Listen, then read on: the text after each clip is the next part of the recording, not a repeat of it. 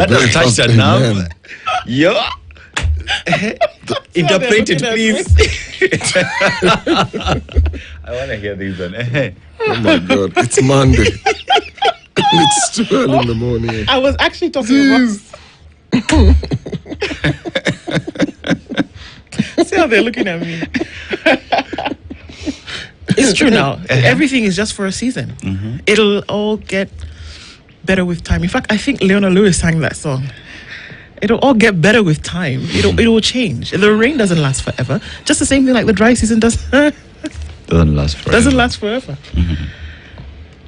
You know that is a politically correct response, right? But it's true. It's not true. Even true. some political statements can be true. Nothing lasts forever. Yeah. Even you might be in the pit of it, you know?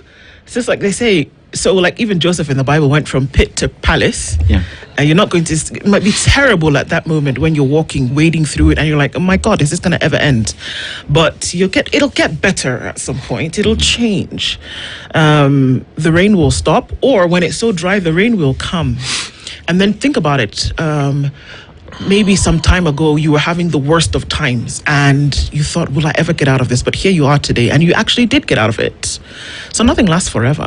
I think it reminds me of one of my favorite verses in the Bible, and it's found in the 30th chapter of Psalm, the 5th verse, that says, weeping may endure for a night, But joy comes. but joy comes in the morning. Still speaks of seasons. Yep. So there's somebody listening today who is mourning. Joy will come at some point. Yep. There's somebody who's trying to find some answers or get some solutions because they're in a fix or they're in a problem. That time is going to come. There's a time to cry. There's a time to laugh. There's a time to plant, a time to harvest. Yep. It just speaks of times and seasons for me, meaning that nothing lasts forever. Yeah. For me, this speaks of hope, you know. Regardless of the situation that you're in, if you have that hope that things will get better, it will definitely get better. True. You know, so you might be in the pit, like you say, you might be in that hole, but if you keep on hoping that there is light at the end of the tunnel, even when you don't see that light, it will finally end there. Yep. You know. It's the same thing that Pierre Lumumba tells us here in the show when we're talking about the country and the state of our nation. And he says, there is hope. Yeah. It may look so dark now, but there is hope. Yeah. One day, there's a generation that will look back and read about the sacrifices of very many people and read through transcripts of what people used to discuss in shows like this one. There's a generation that will be like, there used to be somebody called Ndu and Dennis Aseto, and Dennis Okari, and this is what they did. Okay. Somewhere we read about the freedom fighters. True. Yeah. Look at that. So, because we want to be here forever, even it speaks of just life generally. There's a way you live like you'll not die. One day we all will go somewhere. The question is, where are we going? It just reminded me of something I saw. There's this influencer who was just creating how it looks like in a grave, especially like Muslim burial and whatnot. So he spent 10 hours in a grave to just feel how it is. Huh? Yeah. 10 hours in the grave, it was 10 closed? hours in the grave, it was closed, yeah. And they were He filming? just went through the entire experience with his No phone oxygen? and everything. I think there was some oxygen, but it was just like when they were pouring the soil, then the footsteps left and it was pitch black and silent, alone. So he was just describing how when we are up here living, you don't imagine where you're headed and your final destination. So anyway, yeah. Wow. Yeah. Anyway. Wow. That's interesting. Yeah. Okay, well, it's a new week. I don't know why my mic is feeling like it's distorted. Maybe Lydia, just help me check on that. I don't know, not quite sure. Okay. Just try. We'll be like, yeah, I can hear it's something off there. All right. We'll be like the guys in the events Yeah. blowing into the thing. Can you hear me? Oh, they hold the mic like this, but they're talking like this. Then you So, express as I something, was saying, what one Nairobi? and you're over there. Arambe. Yeah. Good morning, everybody. And I know that you guys are tuning in. And those of you who are listening into the show this morning, we use us as a point of contact to say hello to everybody and just touch base with you one by one. For those who send comments and say good morning, throwing it right back at you and saying thanks for joining us every morning as you do. Don Sabwa, Ndu, Askokari, and Aseto. Okay. Now, both of you, the questions for both of you, to fill in the dots. Nyota Fund, Hustler Fund, Uwezo Fund, Youth Fund, Women Fund, Empowerment Fund, then, so the dot is dot. You're supposed to fill in the dots in terms of the next one. I'll leave this for a second. Just a mapengo. Next fund. Yeah. Nyota is the latest. It's the latest, what is that, flavor of the month. Yeah. New kid on the block is Nyota. I have an idea. I go first. Yes. Unity Fund. Oh, Unity is coming next. Yeah. Nyota first. See, after Nyota. Oh, after Nyota. Okay, that's the question. Unity. Unity Fund. Yeah. Salam Fund. I see what you've done there. Well done. Sheesh. Okay. See, we are united. Okay. It's important. Okay. Pan-African Kenyan says good morning. Oh, and then Don Sabas, of course, goes to say hello. Good morning. Hello. Peter Kiaria says good morning, tuning from Mombasa. A lion doesn't concern himself with the opinions of a sheep. Have a great day. I agree. Jambo Nyote says R. Then you say what? Hello. To Jambo. Thanks. Desmond Otis says good morning, tuned in everybody. Okari jeshi ya Madagascar wamefanya je huko. They joined the protest. Yeah. Madagascar said, excuse me. And imagine it's one of those countries I wanted to go on vacation, by the way. Yeah. You can still go. Eh? Like in Omana. This is the country that elected A a former DJ. DJ. to I be their know. president. I know. You don't think that because the army has now taken over, that things are not just gonna keep flowing. Yeah. You might get in and not get out. You know, it's an island country. It is. So the only thing, the distance between you and your country is water. What? Or a vanilla pod. Oh, yeah. And if you can't swim, shauri yako. Too bad. Yeah. You could try float on the pod, but anyway, That's a good thing what the military did. I'm telling you. Yeah. Yeah. And it's a the good thing. elite unit of the military that joined. Like, you know what? Yeah. We're not going to kill our people. True. No. We've refused. Yeah. You were telling us to attack them because they're protesting? Absolutely not. Not going to happen. Not on our watch. How about that? Yeah. Are the winds blowing north? That's the question everybody's asking. Look at what's happening in the southern belt of the continent and now into the Indian Ocean belt. What's happening? Are those winds blowing north? Is the question. Melbourne says, knock, knock. Who's there? It's Melbourne. Good morning to you. Robert Mboko is tuning from Mombasa this morning. Christopher Glory says, good morning. Tuned in from Maseno as usual. Wishing you all a productive week ahead. Amen. Thank you so much. Louis Rudasingwa says, good morning, Spice. Good morning to you guys. I just want to take a moment and say thank you every day for religiously tuning in to join us in these conversations as you do. We don't take it for granted. And I say that all the time, so it's starting to sound cliche. But you know what? It's true. And thank you. Eric O'War says, good morning, guys. Rose Grace is tuned in from Menara. Okay. Have a blessed week ahead. Bonjour à tous, says Agola. Good morning to you, sister. Hope you're well. Abedweli Hassan is tuning in this morning. I like this conversation. Well, thank you, sir. And thank you for tuning in. Soldier Boy is tuning in this morning. I still don't understand how Gideon could shake hands with Ruto. Well, I mean, you extend your hand, the other one takes it, you shake. But I guess I know what you mean. Nisawa too. Meanwhile, let's enjoy the show. Let's do it. Christina A says, good morning. It's my daughter's birthday. Please, Ndu, sing for Lena. She's half my age, officially 15. Pray to never lack so that my daughters don't end up like me. Oi, Christina, honey, you've done well. You got a daughter who's 15. And we're going to sing happy birthday to Lena, 15. You're almost at sweet 16 and you're almost there. Happy birthday to you, Lena, and may you have many more. And if you end up to be half the woman your mother is, then you will be in a good place. Happy birthday to you. Happy birthday, Lena. May the good Lord bless you. Happy birthday, Lena. Have a wonderful day and take our blessings to her, and may she grow and continue to succeed. Josh Willie says, good morning, have a blessed week. Benedito says, good morning from Doha. Good morning to you. Ndu and Dennis Squared, have a nice day. And hizi salamu pelekea Ruto. Wapi tena? Tunasalimiana hapa. Mama J says, good morning. She says, let Kenyan Moy be a reminder that we are only mad when we are not at the table eating. Okay. James Gatham says, good morning from Madagascar. Good morning to you too. Tibbs Muge says, good morning, Spice FM team.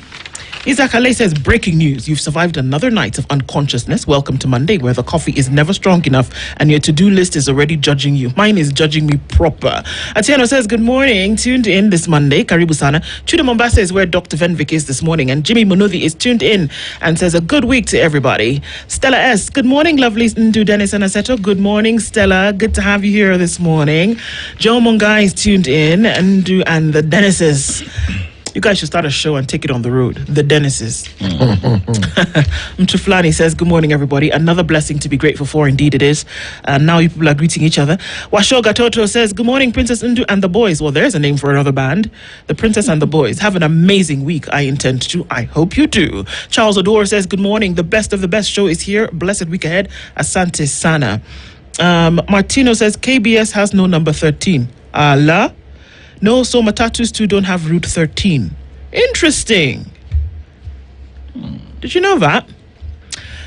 David Mangera says, good morning. Mr. Henry says, good morning, Ndu and the Spice family. I have two questions. Is it true that everybody has a prize? Yes, I believe it. Will the Bold newspaper be going to praise and worship team for President Ruto? Let me tell you, today we're not even in Kenya. But I'll tell you about that in just a minute. All right? Amen and amen, brother, always. How are you this blessed Monday, says Mwangi Juma. Naomi Nyambura says, good morning. What does the number 13 stand for? Well, many would say that it's 10 plus 3, it's 20 minus 7. It's up to you. Rogers Lai says, Sabolhere Nyote Kutoka Mombasani. At least one body recovered from the Tudor boat tragedy. That was horrible to see. And more bodies are still being searched for. There are folks who are still missing. At this rate, it's obvious that, life has been lost. We pray that they can be recovered. Soldier Boy tuned in this morning. Finally, the rain has arrived for Gideon Moy, is it? Okay, it's interesting. Kenneth Jumba says, good morning, Ndu and Double Dennis. My prince says, Mwambaje, from Vision 2030 to Vision 2055, what's going on? Are we going to finish the 2030 or is it going to be extended? They had just 3 years to go. Come on, guys, finish the 2030. Dan Stilangat says, good morning. From good morning, Chibabe, Okari and Aseto. Good morning. I start the week with the Kipkelian proverb. The goat is a good animal until it strays into your neighbor's garden. I'm telling you. King Dave, we see you. Stephen Dollar says good morning. Paul Ndeta, a very good morning, Spice. We'll have a good week for sure. Indeed, we will. Zachary Abuga is tuned in this morning. Shout out my love, Becky. Becky, your love, Zachary, is shouting out to you. Not shouting at you, shouting out to you. Good morning, Dennis and Dennis. And Ndu says Paul and Jay here, tuning from Vaughan in Ontario. Here we're about to start Thanksgiving Day. How? You guys, your Thanksgiving is in October in Canada. Interesting. Okay. David, we see you. Your daughter turns 20 today. Wow, happy birthday to you, Martha. Georgia Koff says, good morning to everybody. Let's have a beautiful week. Yes, let's purpose to have a beautiful week. Pan-African Kenyan, good morning. Asante Sana. Paul J here, we say, isn't it ironic how dynasties are coming together around the chief hustler? Kenyan politicians are indeed a rare breed, like the Belgian Shepherd. Have you heard about the Belgian Shepherd? There's the German Shepherd. There's the Belgian Shepherd is a rare breed. It's a crossbreed of what and what? I'm not sure, but it's a beautiful dog. That's for sure. I don't know about this breed that he speaks of, but hey, color? It's like golden brown. Oh, okay. Beautiful dog. It looks like half wolf, half... The size of a goat? Slightly bigger. Beautiful dog. You love big dogs. I do. Nice. I do. All right. Shall we look into the papers? And let's look at the news that's making headlines this morning. Can't wait. I told you. You guys are here making noise. We left the country. We're in the region. On the front page of Kenya's bold newspaper, The Standard, release them. For nearly 2 weeks, the families of activists Bob Jagi and Nicholas Oyo have endured a tormenting silence after their abduction in Uganda. With both Kenyan and Ugandan governments offering little clarity, fears are mounting that the two Free Kenya movement leaders are being held incommunicado by Ugandan security forces. Their disappearance has sparked outrage among civil society groups who see it as part of a growing pattern of cross-border repression in East Africa. Let them go is what the headline is saying. We're looking at a quote from Rosalyn Ochieng, who is Oyo's mother. It's very painful when you don't know where your child is. We really want to appeal to the government to help us bring the two home. I have not heard anything at all. There's nothing. We are in darkness. Professor Fred Ogola says it is impossible that the Kenyan government does not know where the two are. Their passports were stamped as they crossed the border, so there is no way they don't know. Kofi Atinda says the day we were to meet Bobby Wine was the day the two were taken. We had lunch and we were supposed to head and meet Bobby Wine within the same hour. As we were repairing our car, a van came with some men, some in uniform, some not, and one woman. Some were armed. So it was obvious that these two gentlemen were taken. Bring them back is what we're asking for. Looking into some other headlines on the Standard this morning, experts seek coordination in senior school transition. Please just tell me to breathe. Breathe. Okay, thanks. Breathe in and out. Gently. Well, let me just go to the headline. The other headline, because if I linger here longer, I'll get angry. Olentimama's children moved to court to block his biographer. They don't want somebody to write about their father. They are seeking to block him from publishing the story of their father. And they said no. How 180 shilling cobbler fee landed man in court, costing him freedom for 10 years. 180 bob. I didn't say 180 million. I didn't say 180 billion. I didn't even say 1,800 shillings. Neither did I. I said 180 shillings. Cost the man freedom for 10 years. What did they do? I'll tell you. So that is 90 shillings times 2. Yeah. 290 bobs. Yeah. Okay. Or 445 bobs. Or Yeah. I don't know. Yeah. 1080. I don't know. On Or shilingi moja moja. mpaka 180. Hesabu mpaka 180. Hata tukianza kuhesabu saa hii, in the next 2 minutes we'll be done. Not 180 million, but on the 18th of February 2018, Douglas Ndegwa asked Patrick Mushiri, a local cobbler from Menengai Crater in Nakuru, to mend his shoes and those of his 3 children.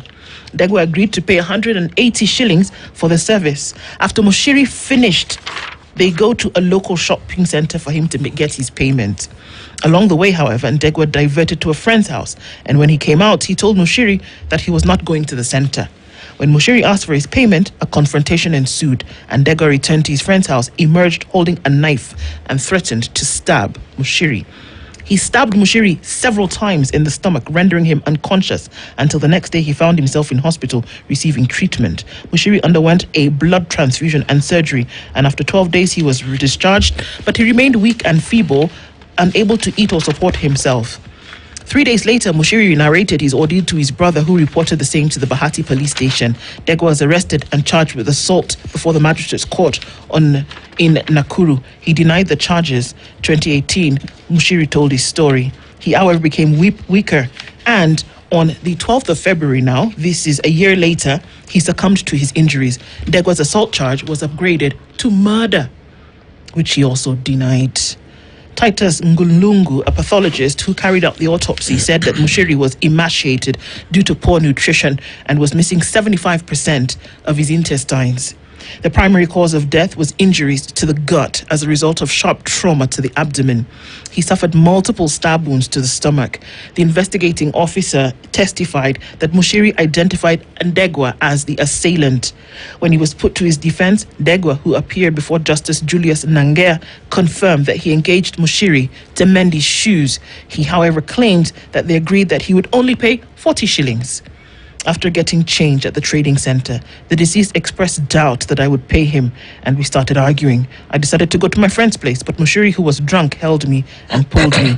He testified that he reacted by pushing Mushiri, causing him to fall. I later learned that he died. I did not stab him, and I suspect that he injured himself when I pushed him down using one of his sharp tools. Despite his defense, Judge Nangea found him guilty of murder, ruling that the prosecution proved beyond a doubt that he killed Mushiri and jailed him for 10 years. Shilling happy? 180. Imagine. I just had to read that story even as we're going through the headlines because, my God, that's where we are. So he's going to be in jail for a while.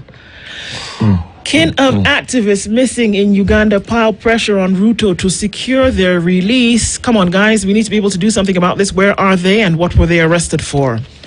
how debt burden is denying the sick and children critical services. This is where the rubber meets the road here. When you talk about how much you have to pay in debt and things you're not able to do as a result of it, when children can't go to school or when people are in hospital sick, that's what we're talking about. Rigathi to Uhuru, retire in peace and stay out of national politics. I thought he had apologized at some point, but I guess not. As in, you just sit over in the corner. Don't talk again. Mystery of man at the center of Nakuru's prime property dispute. And right there in the middle of the Standard, Kenya's biggest conversation is on display for us to continue talking about. All right, some of the news-making headlines. Senators raise concern over the deplorable state of Malaba town. Malaba is a border town, Abi? Yeah. And Senate had been in County Mashinani last week. Yeah. Busia is the county that they were in, and they're saying, this is terrible. A border town cannot be looking like this. Willis Otieno might tell you one thing or two that this is not their job in the first place. They shouldn't be out there, but okay. Over to you, sir. Yeah, let's go to the Daily Nation now. From hustlers to dynasty. What are we talking about? President William Ruto changes tune. And this is what he said. I have had conversations with Raila Odinga. I have engaged my brother, Uhuru Kenyatta. I have engaged many, including Gideon Moi recently. I will continue to engage all leaders so that we transform this country into a first world country in our lifetime, because it is what again? It is possible. Now, President William Ruto swept to power on a campaign anchored on attacking prominent political families. He blamed for the suffering of a majority of Kenyans, but in the quest for craft a winning re-election strategy, President Ruto is courting the backing of the so-called dynasties. Question is, has the hustler become a dynasty? School riots. Was there ever a hustler in the first place? Anyway, sorry. I'm getting ahead of myself. So I'm very I can sense the temperature rising. Increase the cold. Things are getting worse. All right. I feel you, my sister. I feel you. Yeah. So school riots Spain, fury over hefty fees. Now parents complain that unruly students have become a cash cow for schools that are imposing exorbitant fines on all learners to finance the reconstruction after destruction of property during riots. They're also faulting the schools over the heavy financial burden imposed on them as school managers capitalize on strikes to make a killing with additional demands for payment of all fee arrears prior to readmission of the students. And a family of Kenyan murdered by a British soldier takes fight for justice to Britain. Now, when Esther Njoki landed at London's Heathrow Airport Sunday, she carried more than a suitcase. She carried her aunt's memory and the family's unrelenting demand for justice for killing of Agnes Wanjiru in Nanyuki in 2012. Now, you remember the drug business, right? Drug business, ile ilikuwa airport. Oh, yeah. That one. Now, courier farms are the new drug mules. Tax agents at the Jomo Kenyatta International Airport were going about their unusual checks sometime in mid-June, trying to stop cheats using courier services to avoid paying Caesar's dues. When a slightly damaged package landed on their desk, owing to the damage, one could partially see what was inside, and the contents were suspicious.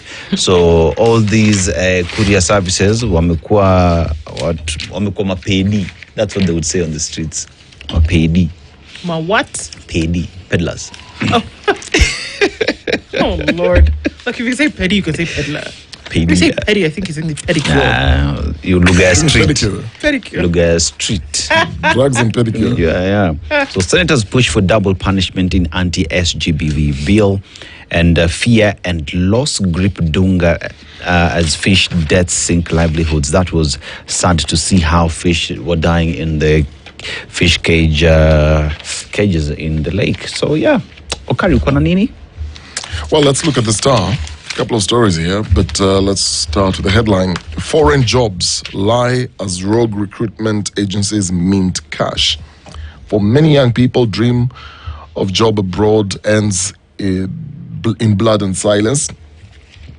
That's a story in page 4 and page 5 there, but there's a picture of AIC Kenya presiding Bishop Reverend Abraham Mulwa and President William Ruto, who arrived for the church's 70th anniversary at Starehe Boys Center and school grounds yesterday in Nairobi.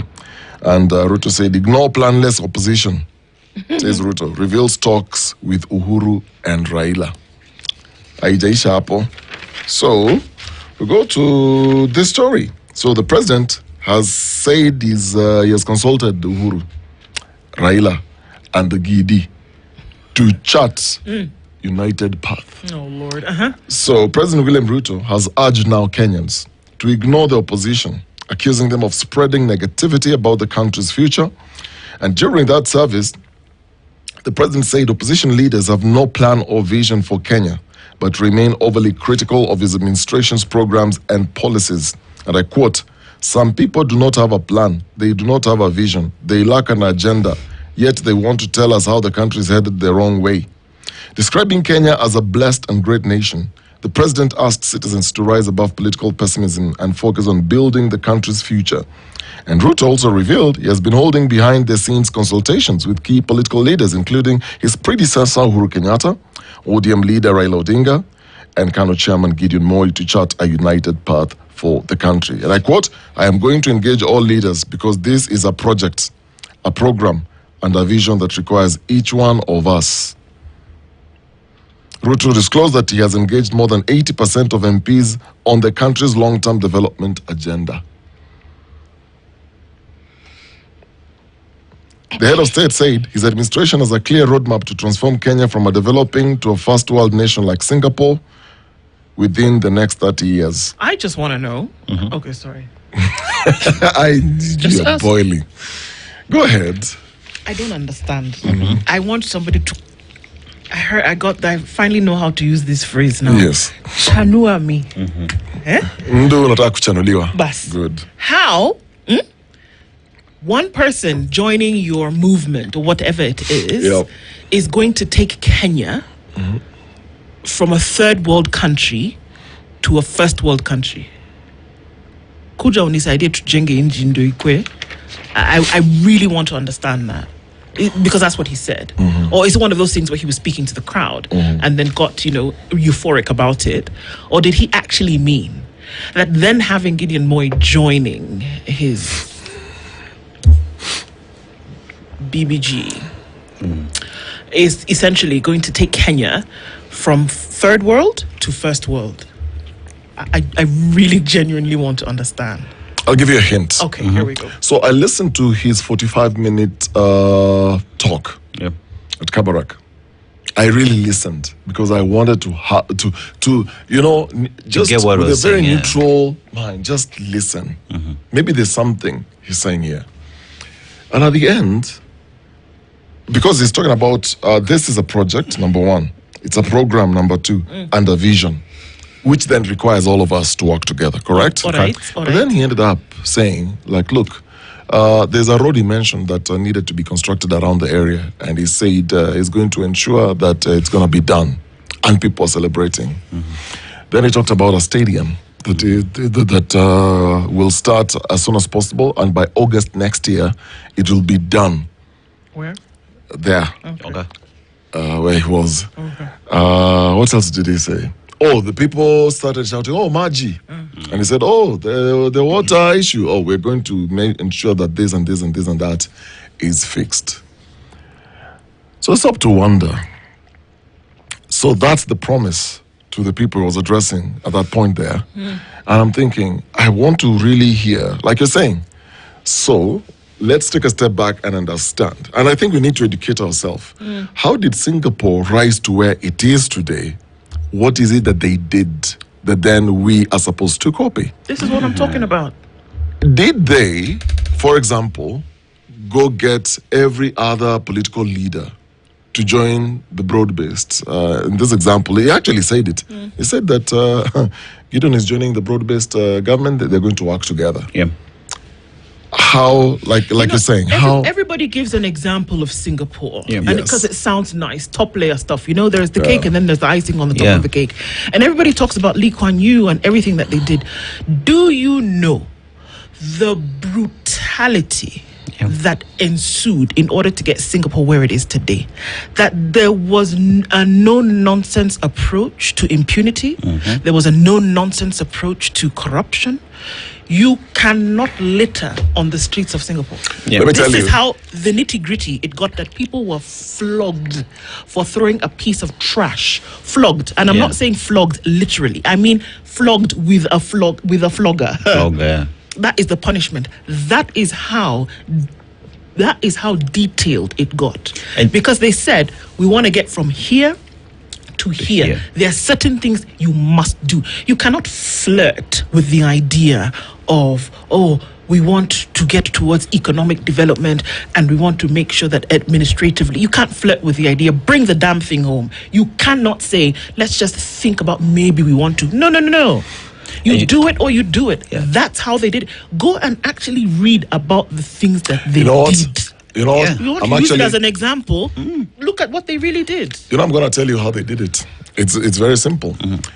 The first time I landed into Singapore, I'll tell you how it hits you before you even get into the country itself.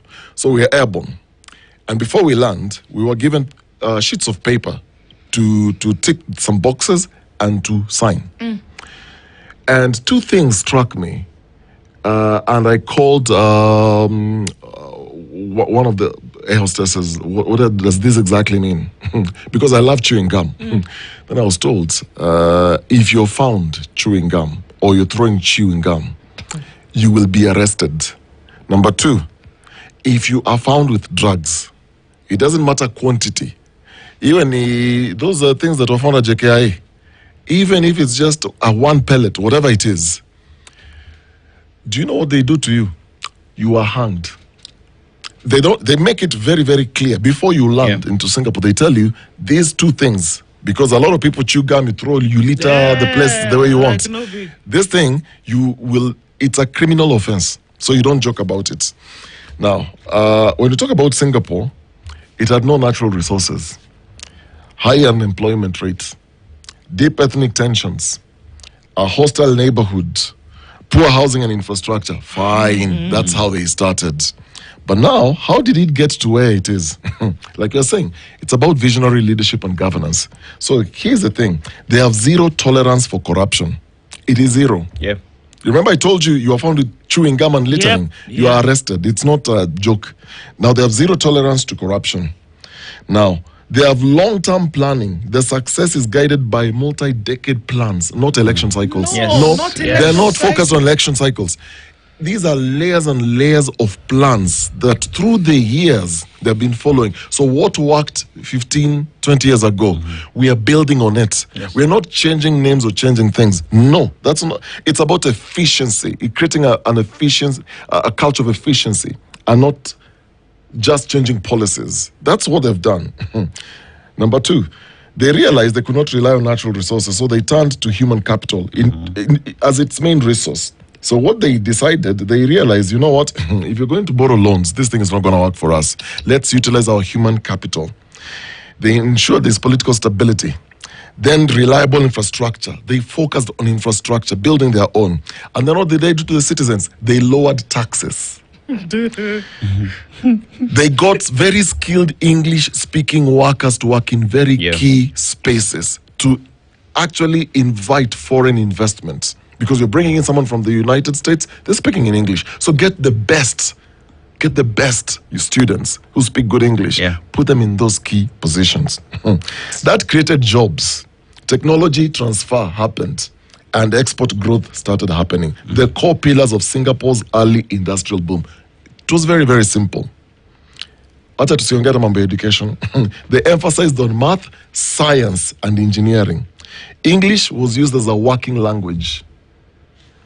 Technical and vocational institutes were linked directly to industry needs. Watch this. It's not just creating a syllabus. They were directly linked to... I'm seeing you're already depressed. Let me stop there. No, I think it's important that we have that discussion, because then again, you look at the way the country also was adapting to the changing economy, and they would switch their economy to suit the existing situation at the moment, So things have gotten worse. What do we do so that our people can afford it? Lower taxes and make it easier for them. We keep on talking about the way Singapore built its affordable housing and everything. But remember, by the time Lee Kuan Yew was coming up with this, when the people bought the idea, they gave out their money themselves Yes. to have these built. Here in Kenya, what are we doing? It is a policy, whether you like it or not, we must do it. Listen, this thing of affordable housing in Singapore, it's good to be educated around these things. Yeah. So in 1968, the government passed a law allowing people to use their, what they call the Central Provident Fund. This is their mandatory savings account for retirement. They did that to buy homes. Okay? So this meant that workers could use their own savings as a down payment for a flat or for an apartment. The government didn't have to give away the homes for free. Ownership created pride and stability because you owned the house, from your savings, CPF savings. Then they used mass construction techniques, prefabrications, modular designs, and vertical planning. You remember, they're thinking vertical because there is no end if you're going up. Yeah. So the idea here is, with the engineering and the math and everything that was starting through the education system, connecting the vocational training, everything to the needs, they were using those skills then to come and build these houses. And what they ended up doing, each new town was a self-contained mini city.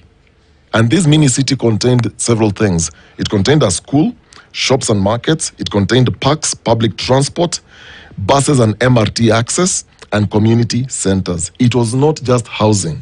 It was an urban planning at a national scale. And this took years in planning. Exactly. And people bought into it. And people said, you know what? The way you're saving your money in your bank or in your circle, same way I said you're doing it. The government was coming in and saying, look, we're going to give you an opportunity from your own. From your own, yeah. Yes. So this is not where you deducted money from your salary to build a house that you come back to buy. They now take 20% and give. No. And that the government will decide who to give at some point. So if you want to give athletes who've won some championship, it's the president's prerogative to do that. No, that's not how this thing works. Yeah. So let's have serious conversations around this. So how do we move from where we are? And if you want to have serious conversations about it, have serious, but look into the very depth of what these folks actually did to get themselves to the point whereby we use them every minute as an example. There's some stuff that they did that they cut out the cancer that was taking them back, that whatever was retrogressive in nature, they cut it out. So you want to use yourself as an example, use yourself as an example also in terms of cutting out the things that they did. It's not just bright and shiny on the top, and then when you cut the cake, it's full of rot. It isn't. So what did they really do? And what are you prepared to do before you can start to compare yourselves to Singapore? Everybody shouts, Singapore this, Singapore that. Everybody, Singapore. Okay, what did they do? Are you ready to do it? If not, what are you doing to get to Singapore status? Are you cutting down the graft, the corruption in the country? No, you're not. How exactly are you planning to get to Singapore? If Singapore, the first thing they did is deal with the corruption. Guys, we won't just be critical for the sake of it. No. From your early question, you asked, how does this get us to Singapore level when you're bringing in different people and saying our unity now is going to... It answers your question. It has nothing to do. It has nothing to do with the development of the country. It has nothing to do with it. No, it has nothing to do with that. And like you said, you see what they did. Even China. Would you believe that today China is in its final stages of their 5-year plans over 60 years? It's not finished. And if you were to go to China today, those mini cities that you talk about, they're entire cities that have been built and people don't live in them. They are functioning cities. They operate. And they have not finished their plan. And so now here you are, and you want to imagine that because people have come together, or whatever it is that they've done, then suddenly you're going to transform a nation into first world operation based on backward thinking. Let me not start. Because you're talking about a country that started thinking about global warming, and the temperatures in Singapore can go sky high. Yeah. And so there was a point when I was walking around the city, and I was wondering, where are people? Where are human beings? People are underground. There is life underground. Underground, yeah. There are malls underground. There are shops underground. You cross the road. The roads have ACs. You guys are hearing what I'm saying? I hear what you're saying. the road is air. The road air conditioned. Yeah. Bus stops are air conditioned. Yeah. Underground is air conditioned. There is human life going on down there. I saw things I've never seen in my life. And these people have gone to these countries. Yeah. They've gone to Dubai because we benchmark with these countries. Yeah. Then you come back because a lot of people then take time to read through these things, like you're saying. Educating yourself, get to learn, okay, so where is Singapore? What did they do to get to where they're going? Let's have serious conversations around this. It's good to benchmark and to look up to a country like Singapore. It's good. But let's go beyond talk. You know, Come on. we're talking about getting to where Singapore is, but it is also said that Singapore took Kenya's blueprint to be where it is today. I'm telling you, you talk to any of these foreign investors who come, if you get a chance, they'll tell you we've got some of the best policies. Yeah. One of the best constitutions we have in the world. We have brains. We have smart people in this country. But Implementation No, zero. for me, I think it's actually quite sad. You know what? We need to pray. No. Because if you think that you're going to put a cabal of people together and then wave a magic wand and then suddenly you become first world, we need to pray. Because this one needs divine intervention. I think we need to flog. This one, I'm sorry. And to hear those words come out of mouths repeatedly, boss, we have bigger problems than you would imagine. And at this point, it's 7 a.m.